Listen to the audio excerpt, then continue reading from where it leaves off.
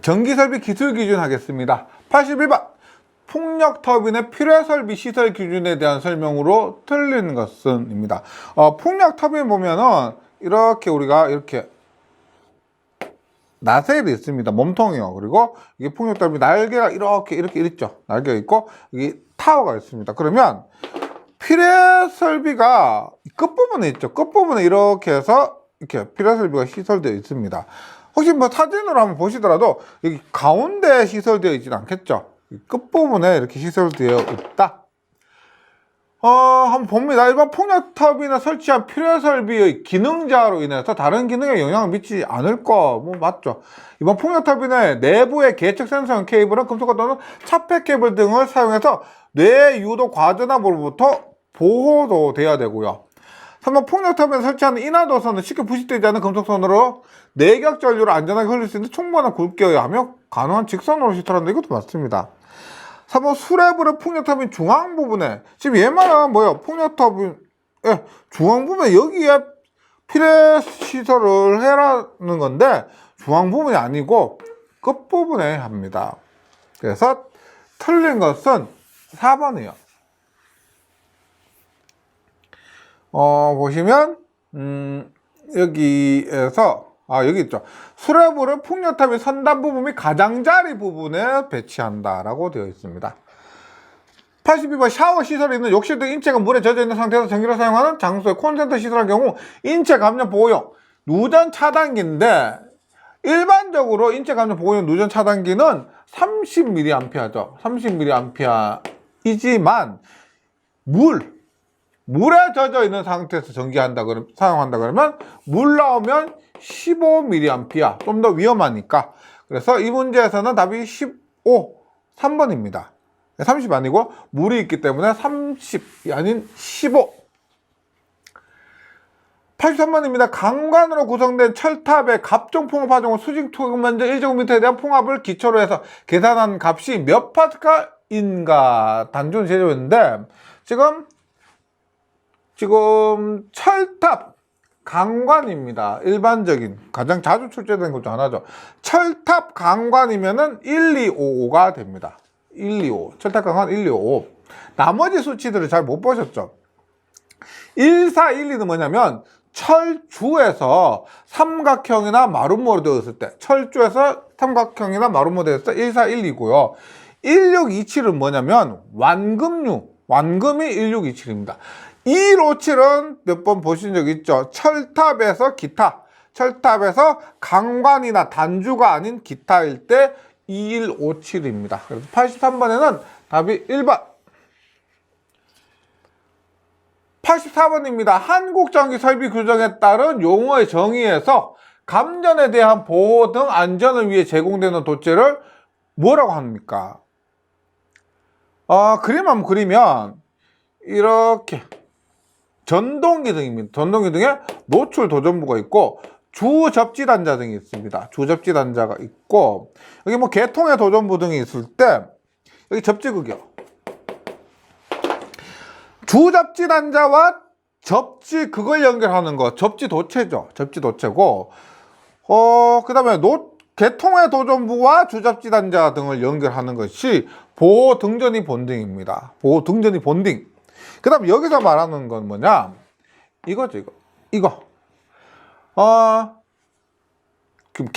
지금 여기서 노출도전부 전동기 등의 외함에 대해서 감전에 대한 보호를 위해서 안전을 위해서 제공되는 도체. 그래서 노출도전부와 주접지단자 등을 연결하는 이것이 보호도체입니다. 그래서 문제 있죠. 보호 등 안전을 위해서 제공하는 도체를 보호도체라고 한다. 직접적인 감전을 보호하는 그런 목적으로 사용되는 겁니다. 예전에 KC 규정 전에는 전부 접지선 이렇게 얘기를 했지만 이제 접지도체, 보호도체, 보호등전지 본딩도체 이렇게 구분이 되어 있다.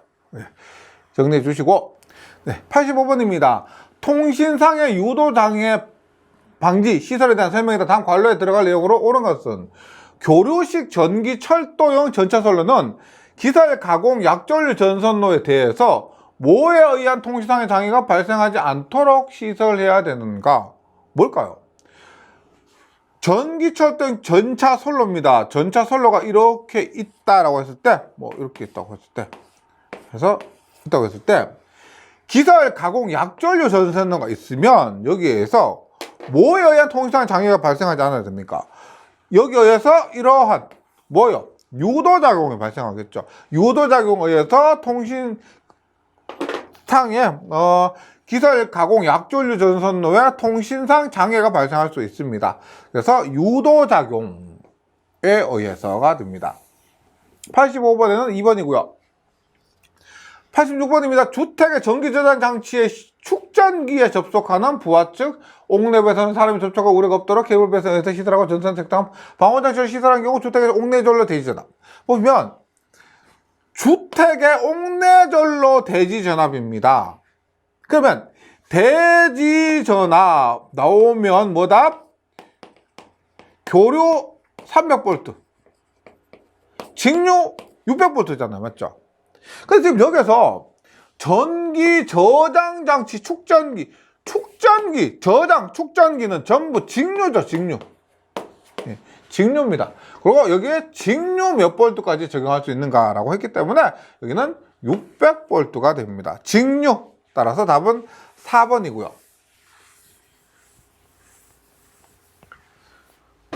87번입니다. 전압의 구분에 대한 설명으로 옳은 것은 입니다. 너무 기본적인 거죠.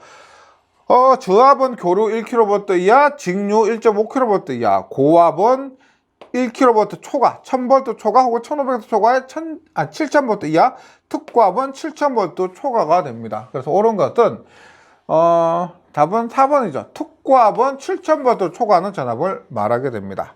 이것은 정말 기본이기 때문에 꼭 이 표 내용 정리해 주시기 바라고요. 88번입니다. 고압 가공전선로의 가공지선으로 낙용동선을 사용할 때 최소 굵기는 지름 몇 밀리미터 이상인가 라고 합니다. 가공지선입니다. 가공지선에서 고압 5.26kN에 4mm. 특고는 얼마야? 특고 8.01kN에 5mm 혹은 22제곱밀리미터 이렇게 되죠. 특고는요. 고압이기 때문에 5.26에 4mm. 88번에는 답이 3번입니다. 3번. 89번 특고압용 변압기 내부 고장이 생겼을 때 보세요. 자동 차단 또는 경보입니다. 자동 차단 또는 경보라는 최소 뱅크 용량인데 표를 보시면 내부 고장은 똑같은데 만 이상은 경보는 안 됩니다. 만 이상은 자동 차단만 되고요. 자동 차단 혹은 경보 하면 5,000 이상 만 미만이에요. 그래서 여기서 포인트는 경보가 들어갔느냐 안 들어갔느냐. 경보가 들어갔기 때문에 이것은 5,000 이상이 된다. 예, 꼭 이렇게 구분을 해주시고요. 90번입니다. 합성 소지관 및 부속품의 시설에 대한 설명으로 틀린 것은 1번 관의 지지점 간의 거리를 1.5m 이하로 할까. 합성 수지관이나 가요전선관은 1.5m 이하가 맞습니다. 2번 합성 수지제 가요전선관은 상호간은 직접 접속할 거. 합성 수지제 가요전선관, 가요전선관 직접 접속을 못하죠. 뭐 커넥터나 이런 것들이 있어야 됩니다. 커넥터나 박스 이런 것들이 있어야 됩니다. 그래서 틀린 것은 2번이죠. 3번 접착제를 사용해서 관 상호간을 삽입하는 깊이는 관의 바깥쯤은 0.8배. 접착제 사용했을 때 0.8배고 3번 접착제 사용하지 않을 때는 1.2배가 됩니다. 답은 2번. 그래서 여기 합성 수지제 가요 전선관은 합성 수지제 가요관 뭐 등은 상호간은 직접 접속하지 말 것이 됩니다. 91번입니다. 이 문제는 정말 반갑죠. 철도 횡단 6.5. 철도 횡단 6.5. 그래서 다른 것들은 좀 헷갈리는 부분이 있는데 철도 궤도 횡단하면은 6.5 바로 답이 나와야 되고요. 92번 가공전선 지점을 시설하는 통신선 또는 이에 직접 접촉하는 가공통신선이 철도 궤도 횡단. 여기도 보시면 똑같은 거예요. 철도 궤도 횡단 6.5예요. 똑같이 앞에서 가공전선 철도횡단이든지 여기에서 가공전선 지지물의 시설은 여기죠. 가공전선 지지물의 시설 또는 이에 직접 접속하는 가공통신선이 철도 궤도 횡단하든지 여기 보시면 전부 6.5입니다. 그래서 철도 횡단이 가장 반갑죠. 6.5. 93번입니다. 전력보안통신선 신설비의 조가선은 단면적 몇 제곱밀리미터 이상의 아연도강 연선을 사용해야 하는가? 전력보안통신설비의 조가선은 우리가 조가선이 있는데 가공 케이블일 때는 22제곱밀리미터죠. 이 문제처럼 전력 보안 통신 22 하면 얼마? 38입니다. 38. 그래서 가공 케이블은 22. 여기 나온 것처럼 전력 보안 통신 설비는 38. 답은 2번이 됩니다. 94번. 가요 전송하면 부속품 시설에 대한 내용이다. 다음 관로에 들어갈 내용으로 옳은 것은입니다. 일종 금속재 가요 전송관에는 단면적 2.5 이상의 나압 연동선을 전체 길이에 걸쳐서 삽입 또는 첨가해서, 그러니까 이게 이렇게 있으면 2.5스퀘어 이상의 나압 연동선을 전체 길이에 대해서 걸쳐서 삽입 첨가해서 그 나압 연동선과 일종 금속재 가요 전선과 양 끝에서 전기적으로 완전하게 접촉하고 일종의 접지의 개념으로 보시면 됩니다. 다만 관의 길이가 4m 이하인 것을 시설하는 경우에는 그러하지 않다. 여기서 수치는 2.5제곱밀리미터 이상의 나압 연동선입니다. 우리 옥내배선 할 때 최소 2.5죠. 그것과 동일합니다. 옥내배선 사용하는 전선 최소 굵기 2.5와 동일하게 2.5. 네, 계속해서 95번입니다. 사용전압이 154kV의 전선로를 일종 특구 보안공사로 시설할 경우 여기 사용되는 경동전선의 단면적은 몇 제곱밀리미터 이상이어야 합니까? 일종 특구입니다. 일종 특구니까 100kV 이하고요. 100에서 300. 300을 넘을 경우인데 이때 50, 150에 55, 150에 250입니다. 그래서 154kV는 여기에 포함되니까 답은 150이 됩니다. 3번. 네. 자주 나오는 문제죠. 계속해서 96번 볼게요. 사용전압이 400V 이하인 접 옥축 전선로로 에다 공사에 의해서 시설하는 경우 전선 상호 간의 간격은 몇 미터 이상이 하는가? 단 비나 이슬에 젖지 않는 장소에 사람이 쉽게 접촉할 우려가 없도록 시설한 경우이다. 이렇게 에다 공사로 했을 때 뭘 물어요? 지금 묻고 있는 것은 전선 이렇게 시설되면은 전선과 전선 사이, 전선 상호 간의 간격입니다. 이때 저압은 0.06m, 고압은 0.08m, 저압은 6cm, 고압은 8cm가 됐죠. 97번입니다. 지중전선은 기설 지중 약전류 전선로에 대해서 통신상의 장애를 주지 않도록 기설 약전류 전선로보다 충분히 이격시키거나 기타 적당한 방법으로 시설해야 한다. 이따 통신상의 장애가 발생하는 원인으로 옳은 것은입니다. 예를 들어서 이게 대지예요. 땅이 있고 여기에 밑에 지중전선로가 이렇게 지중전선이 시설이 되어 있습니다.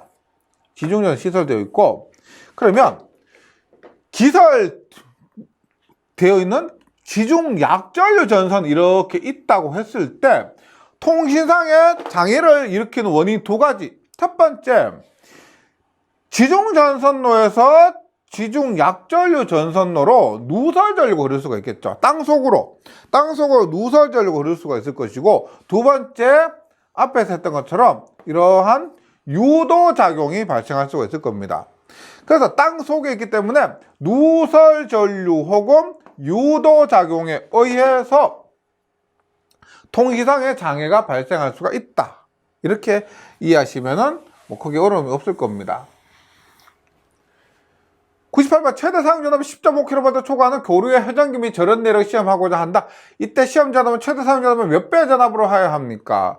우리가 이것은 뭐 회전기도 있고 변압기도 있고 기타 기기도 있지만 공통적으로 우리가 7kV 이하일 때는 1.5배고요. 7kV 초과할 때는 1.25배가 되죠. 지금 10.5kV니까 7kV를 초과해서 1.25배가 답이 됩니다. 3번 1.25배가 되고요. 99번 폭연성 분진 또는 화약용 분말의 전기설비가 발화하는 데서 폭발할 우려가 있는 곳에 시설하는 저압 옥내배선 공사 방법을 옳은 것은 단 사용전압이 400보다 초과인 방전등을 제외하는 경우입니다. 일단 폭연성 분진 혹은 화약용 분말입니다. 굉장히 위험한 것인데 1번이 가장 모든 곳에 시설할 수 있는 것이 케이블이에요. 케이블. 근데 단 이때는 캡타이어 케이블은 제외예요.